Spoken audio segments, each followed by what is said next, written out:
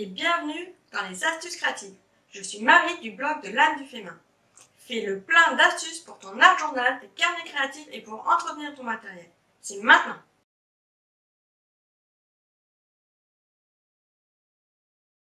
Dans cette seconde vidéo des astuces créatives, je vais t'expliquer comment tamponner un grand tampon sans presse de précision de tamponnage. Pour cela, j'ai pris un grand tampon monté bois, un support ici des feuilles en papier, une encre et l'objet mystère qui va t'aider à tout étamponnage, la petite feuille à bulles. Alors cette feuille à bulles, c'est un plastique en fait d'emballage qui amortit les chocs pendant les transports. Donc quand tu reçois un colis fragile ou parfois on envoie avec des ordinateurs, des écrans, des téléviseurs, mets-la vite de côté parce que je pense qu'avec les zéro déchet et etc. on va en trouver de plus en plus difficilement. Si tu n'as pas de feuille à bulles, tu peux utiliser plusieurs couches de chiffon ou de sopalin.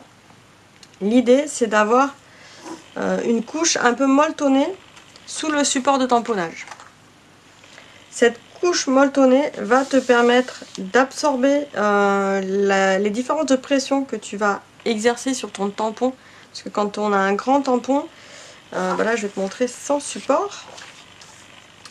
Il est difficile déjà d'avoir un support plat en fond. Hein. Là je fais sur une feuille vierge. Mais si tu travailles sur un album ou dans un art journal, c'est un peu plus compliqué d'avoir un support plat. Donc de matelassé en dessous, ça va te permettre d'avoir quelque chose d'un peu plus plat qui va absorber les différences de niveau. Et également quand on tamponne, surtout sur une grande surface comme ça, il est difficile d'apporter la même pression sur la totalité du tampon. Comme là par exemple, je n'ai pas mis de support en dessous. Si j'ai tendance à trop appuyer par exemple sur un angle, voilà, je n'ai pas obtenu un tamponnage homogène. Il y a des parties du motif qui ne sont pas assez marquées, alors que d'autres sont trop marquées. Donc pour éviter ça,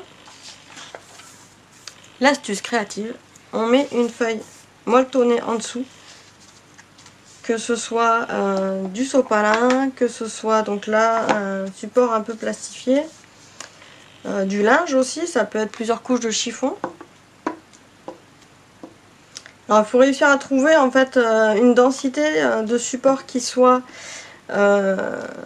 assez molletonné pour absorber les différences de pression, mais pas trop non plus parce que sinon ton motif ne se marquera pas non plus. Pas suffisamment. Donc il faut faire quelques essais hein, sur des feuilles pour voir si ton support, le support que tu as choisi, fonctionne bien. Et donc là, même si j'appuie plus sur un endroit que sur un autre,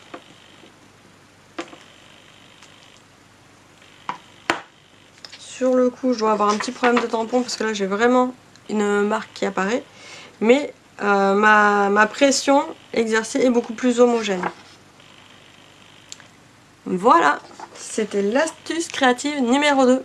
Si tu as aimé cette astuce, partage-la à ton entourage ou sur les réseaux sociaux.